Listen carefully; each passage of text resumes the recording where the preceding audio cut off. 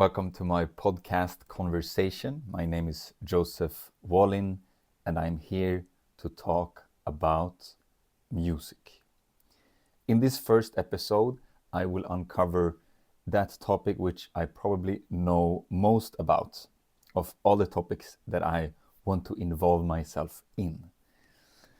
I've been playing drums for over 20 years, and I've been playing with many different genres and bands throughout my life.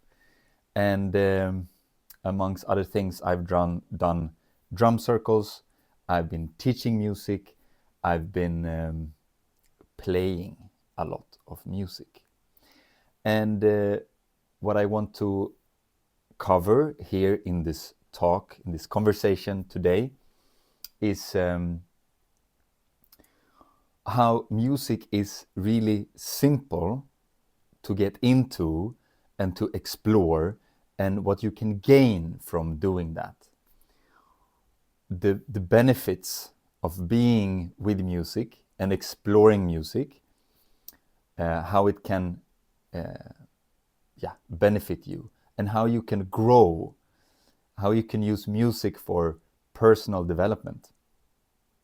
And this is for you, this episode is for you, if you want to get more intimate with music, if you want to invite more music into your life, or if you are just curious about my journey into music and how I am looking at music and my influences. I'll share some of my influences as well.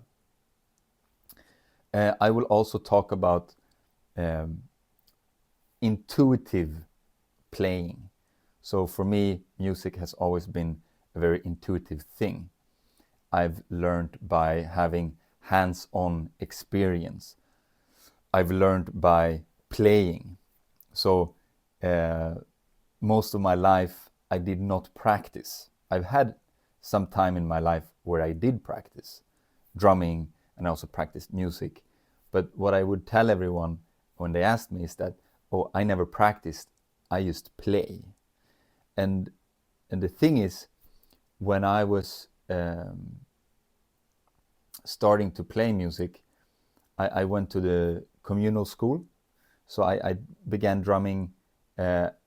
First drumming I did in my friend's garage, and then we decided I should take classes, and I went to this communal school for many years, playing once a week. It was a good way to keep the music going. But then since I hit 18, I stopped at the communal school. Then I just played in bands. I just played in, I was always in many different bands and playing with many different people. And what I really learned from doing that was the listening. So if it's something that I've mastered, it's not drumming, it's listening. And then of course, I was producing sounds based on what I was hearing. So it made it very, my experience playing with people is that they really enjoyed playing with me, because I was listening to what they were doing and reacting to what they were doing, and it created a very nice groove. So that's a little bit about my story, and I think it all began because someone I looked up to was playing music. And then throughout my life, I've had a few people, especially one of my best friends, whenever I called him, he would always talk about music. So he would re-inspire me all the time. He is also the person that gave me a book once upon a time. The book is called The Music Lesson, written by Victor Wooten. The preface is something like a spiritual search for growth through music. And that book, 9 or 10 chapters, really explained to me some of the, let's say, mystical parts of music, and how we can play music intuitively and how we can look at music. So in the book, he talks about music with a big M, and since then I've been too. And music with a big M means that she's alive. She's actually an alive being that is here with us. And if you have been playing music, even if you haven't, and you've been listening to music, maybe you've been dancing to music, maybe this is something that you've experienced as well. That there is someone or something that you are communicating with. And sometimes the dance starts to move you, or the music starts to play you, and it's no longer you who are holding the instrument or you who are possessing the body that is moving you. It's like you're connected to this, let's say, being for now. You're connected to this being that communicates with you and that helps you, and you are basically opening up to that flow. So this has happened to me many times playing music and also dancing, where I'm no longer determining. I am becoming a vessel for the music that wants to unfold. And in my experience, it has happened when I'm alone, but it really happens more easily when I'm with another person and I'm listening to this person, okay? And I'm playing, I would say I'm leaning on this person energetically or musically. I'm leaning on this person, I'm playing, it's like I'm leaning. So if he or she would change, I would follow easily. Like, it's not I have to think about it, I just would follow because I'm leaning all my strokes on the drum on their music, okay? And if they're doing the same, they're leaning on me, then what happens is none of us are deciding which direction the music is going, which direction the music is taking. We are both leaning on each other, and then we are giving music the lead. So because we will be inspired by each other's music, and then we will invite that inspiration into the mix. So then the music that we are playing starts to inspire us to keep playing, to play the next thing. And in this way, music is moving us. And if you want to explore this for yourself, the invitation is to use the drum. Because the drum, it's so simple. And of course, you can play many amazing advanced things on the drum. But what is so amazing with the drum is that even if you do it simple, you can create this magic that I've been talking about now. And the recipe is that you play with someone else. You can also play with a recording, but it's so much more magical with someone live in the room with you. And if you're alone, you can always turn on a video recording of yourself. You can do a voice recording of yourself, and that also makes it become more alive because you are aware that you can or someone else can watch this later. So you're actually playing for someone. So bring out any kind of drum. You can even clap your hands. Clapping hands is like a drum. And now what you want to do is you want to experiment playing with this other person or with this recording and allowing yourself to fall into music. First, maybe you want to really get into the beat. So you want to play with the beat and get into the beat. So if you're two people, you play the same beat and you're really like locking into the beat, you're feeling it, you're breathing, you're relaxing the body, feeling the beat with each other. And then you can also then alternate. So if someone is playing this, the other person can play. Now it's hard for me to show, oh, I can do it like this. You can alternate. So in this way, I would even recommend to do slower. Here, you can start to notice the space in between your hits. And you want to play the spaces evenly. And then at some point, one of you are going to slow down a little bit or speed up, and then you can choose to follow that.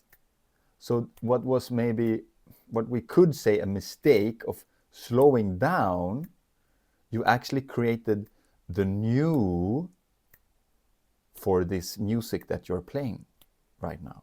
So now you're in this new, more slower rhythm, and you have more space in between to play with.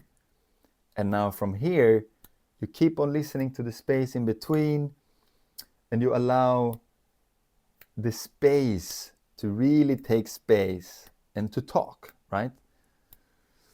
So you try to follow each other as much as possible, and the music will speak between you, okay?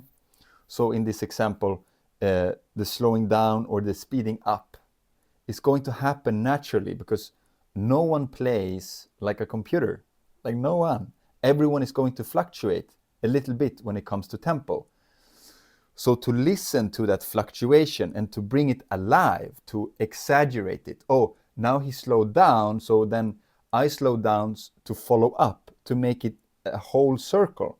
Because if there is another way to do it, and then it's if one person slows down, makes a longer space, I'm going to keep the same space. And that is usually what a drummer does when you're playing a song.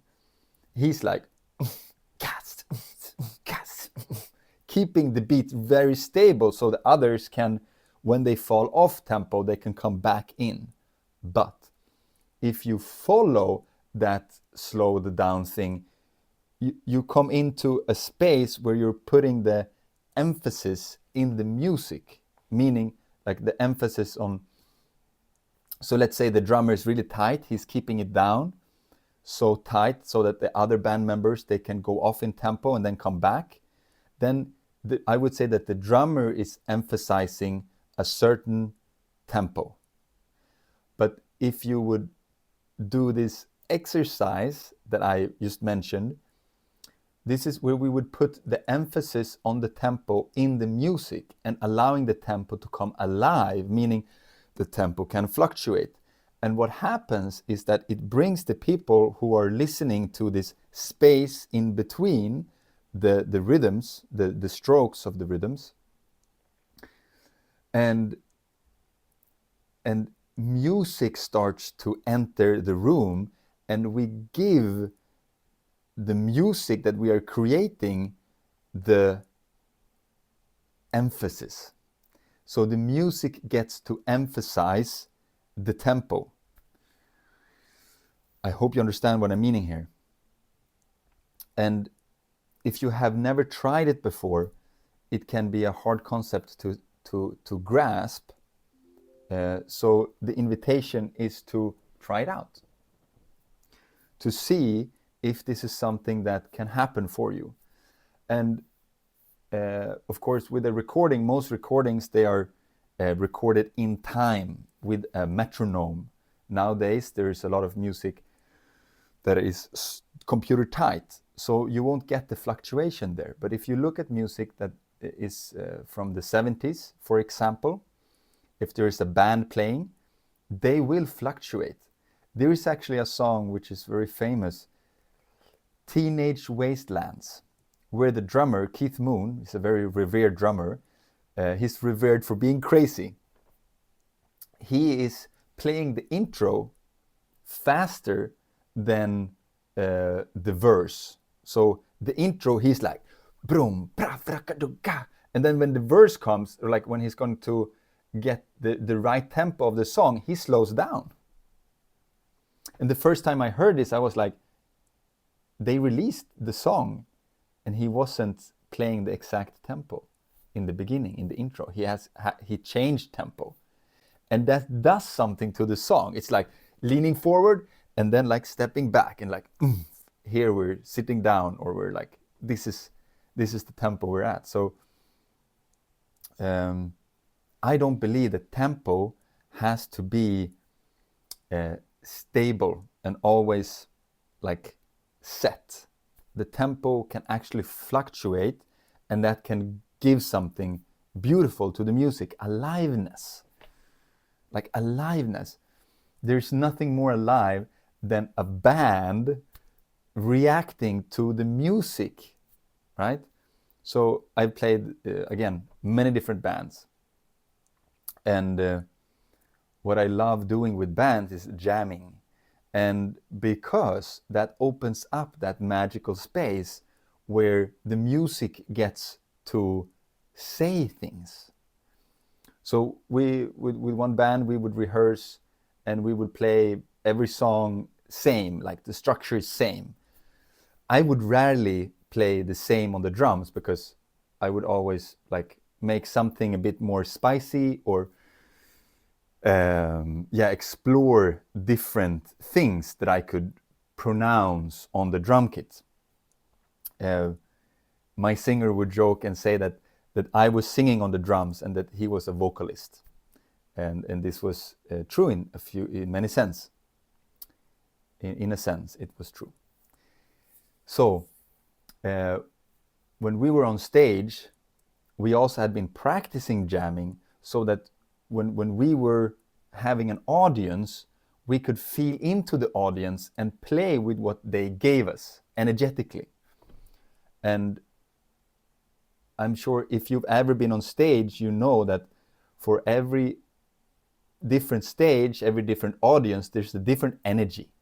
Like if you have played songs, the song comes alive a bit differently in every venue. And if you haven't been on stage, you can just imagine, like with different people, it's easier to say different stuff and harder to say other stuff. There is a different setting, basically. So different setting, different music. And this is allowed to be, like, you've got to allow. You cannot play the same song the exact same way every time. Like, the feelings are going to change.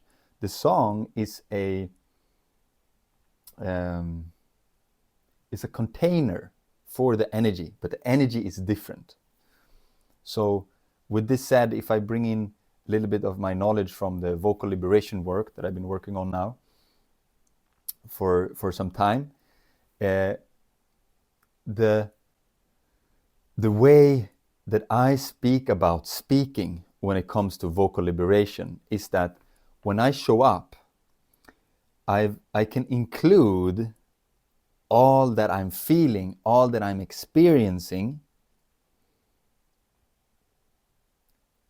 into my speech, into my voice. So if I sing a song, for example, I can include the feeling that I get from the audience into my song. And this, I believe, makes the music come alive even more. So I have this memory of watching a performance on the internet. There's a recording of a performance, beautiful Swedish song, and this man is with his guitar and he's playing and he's inviting this other singer, a female singer, up, and they're singing this song, and there's a duet, so they're interchanging words, and it's just like he cries, she cries. It's just so touching, and they are inviting all of that vulnerability into their performance, and the people that are watching and hearing them, they can hear in their voice how they're cracking up, how it's like they're singing about their love story between each other. I don't even know if it's about them, but the song is about, I'm sure, about someone else, but it's like they had a thing and they could sing about that and cry about that on stage in front of thousands of people. And that was just so touching. It has millions of views. And it just shows that, like, if anything, music is about emotions. So when it comes to tempo, allow it to be free.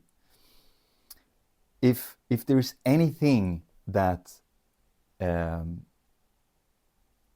you are doing wrong, if you are drumming, is that you stop playing.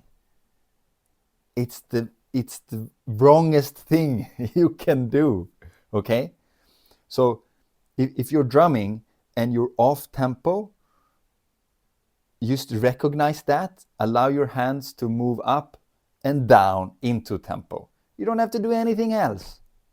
If your mind kicks in and like, oh, I played wrong, I should stop, I'm bad, it's not gonna help anyone.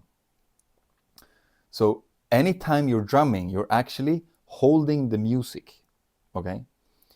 So if you suddenly are holding the music and then suddenly you stop, there is less floor to dance on, okay?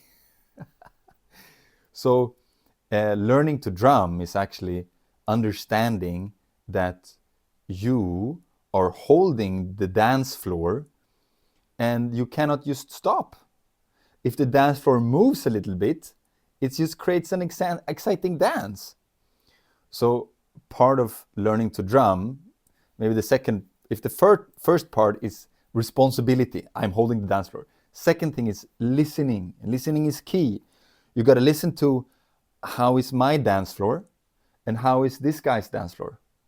And are they matching? Is it easy for dancers to dance on this dance floor that we are co-creating here? And if you start to think about things, you might, the dance floors might like go apart. But if you keep listening to his dance floor and your dance floor, and you make sure that they're connected, boom, easy. You're there. Now, it does take some time for the mind to be able to listen at all times. So the mind is going to wander. And sometimes you will be playing and you will be like, oh, I'm here playing the drums. I was totally somewhere else. Oh, let's check in. Oh yeah, I'm still playing in rhythm. Okay, that's cool, right? It's gonna happen. And until then, you will notice like, oh, now I'm moving away. Okay, let's move back. Oh, now I'm back. Cool. It took me a few seconds. But the thing is, when you start to drum, if you're drumming with other people, then it's okay. Okay? You don't have to play the loudest. So if you're not playing the loudest, if you go away a little bit in tempo for a few seconds, it doesn't matter too much. You can give that space to yourself. It's like having a conversation about a topic that you're not so interested about or you don't know so much about it, and you say, and this is like, I'm gonna own this. I do this a lot. I wanted to say, if you're a man, you usually do this, but I'm gonna say I do this. Is that I say something like I knew it, like I knew that this is how it is. And I have a tendency, and I see a lot of other men do this too, like we really want to be right. We really want to be right. And it's so interesting to see many of my female friends, they don't have that. They don't have the need to be right in the same degree that I have and other men that I also see. So it's like, okay, back to the thing. So I'm saying something about a topic. Oh, it's like this. I might say it's like this. And then someone says, who is really read up on the topic and really knows, maybe spent their whole life, let's say about fitness or health, because it happened to me recently. And I'm like, oh, I'm running this diet because of this, I have this goal. And the other person would be like, well, if you have that goal, you're on the wrong diet. And then it's for me in this moment to be like, can I take that? Can I be like, oh, okay.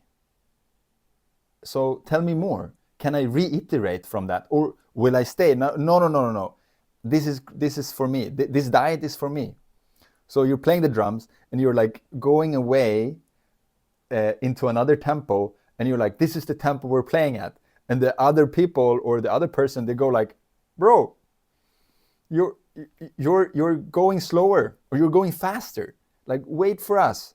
Like, come back. And you're like, no. I know what I'm doing. It's fine. I know what I'm doing. Listen to this. This is what we're, So it's to recognize that you have said something wrong.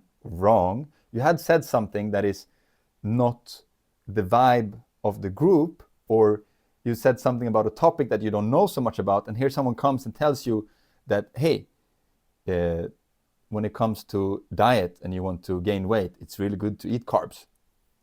And you go like, okay, maybe I'll explore that. So you go from your faster or slower tempo into the tempo of the group again. Because what is important when it comes to playing music? Harmony. It's about playing together. It's not about who plays the loudest or who plays the coolest. Because when it comes down to it, we are not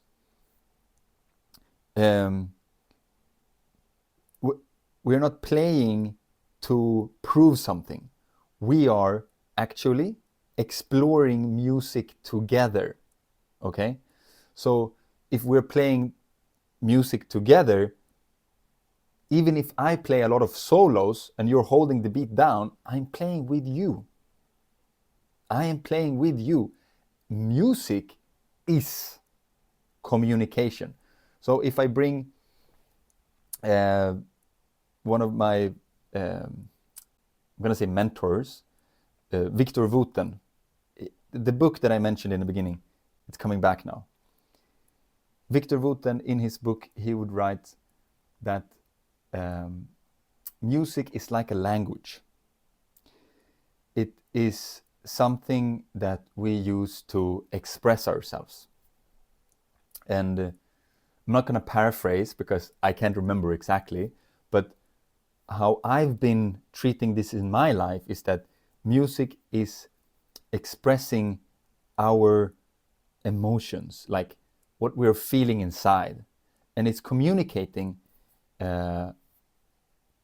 sometimes things that are deeper than what words can communicate. Words can also communicate feelings on a deep level, but sometimes music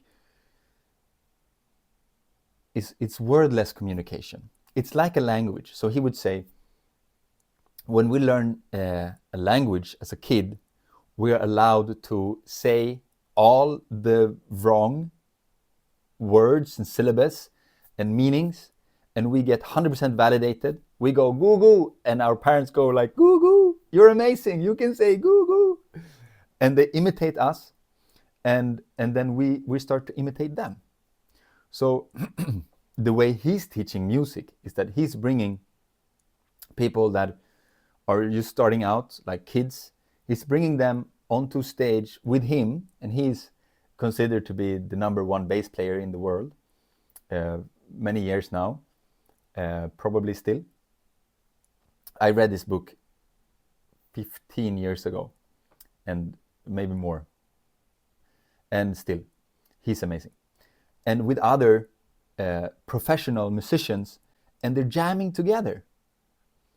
And he's saying in one interview, he's saying, so you're playing with a drummer that is, not like in the pocket. That's the term they use for when the music is really like tight. And the bass player and the drummer usually, when they're like locked into each other, it's like, it's like one person playing, and that creates such a nice groove. Okay, so you're playing with a drummer that is not locked in, and he's maybe young, he's maybe 12 years old. That's the challenge, you know. How do you play with that? How do you make music with that? So in the music scene, especially, I'm not going to call out names, but especially in the jazz scene, people really want the musicians that they're playing with to be good, because they're striving for a high level. They have like a set of like, this is how we want the music to sound. And then of course, if you're playing at a high level, you can do things, more amazing things, more. And if you've been playing for years upon years and practicing days upon days for years, you want to play at that level. But what we forget sometimes is that there is something magical in this moment when the music is not the way we want it to sound, and we have to like explore and figure out. It's like having a conversation where we don't know exactly the goal. Like, I know I have many conversations where like, okay, I know where I'm standing in this conversation, and I will share where I'm standing in this conversation, and I will do my best to convince the other person that this is the thing, right? But what if we're in a conversation and maybe we're both new to the topic, and we're like, wow, what could this mean? And let's read something else, and let's look this up, and how is that in your life, and how is that in my life, and how could it be differently? And then what happens when we play music in a similar way is that we uncover something new. Like this topic, if we would talk about it, we would uncover something new. And isn't that more exciting than to establish, this is how it is, this is how it's supposed to be, this is how this is how the song should sound, right? So when it comes to giving space for the music to be as she wants to be, so this term of calling music she, I love it, because if music is like a being, she is most definitely a she, in my opinion. And you can have your own opinion, and that's fine. And but to welcome music into your life as someone that brings you something that you didn't know before, this is magic for me. And to allow yourself to be guided by music as you are embarking on this journey. It's magical. And it can be as easy as giving yourself the opportunity to sit in a group where you are allowed to sing, like a singing circle, or where you're allowed to drum or shake a rattle, a shaker. You can go there and explore yourself and see, what does it give you to explore music? Yeah. So the invitation is to put yourself there and allow yourself to go astray and come back into the group again and see, what does that give you? Because the problem, again, the number one problem is that you stop. Maybe the first problem actually is that you don't start. Like, people don't start playing music because they think they have to be good at it before they can start. That doesn't make any sense. So the first step is to get into it. The second step is to don't stop. Like, if you go to a singing circle or a drumming circle or any kind of, or if you sit down with a friend, make sure that you keep on playing. Play for 20 minutes, play for an hour. If there's a singing circle, it's usually 2 hours. Allow yourself to just keep on playing, and all the emotions that are coming up in you when you play, breathe, give them to the music, sing them, allow them to be played on the drum, Don't hold back. Allow your emotions to flow. That's the invitation. So I really enjoyed speaking to you in this episode. Now my cat here, he's telling me it's time for cuddles, and I will wish you a beautiful day. Thank you for tuning in. I hope this gave you something, and if it did, please let me know. And this is again my first episode in my podcast called Conversations. If you have a conversation that you want me to speak about, or you have someone you think I should have a conversation with, please let me know. That would be interesting to do, I'm sure. And until next time, ciao.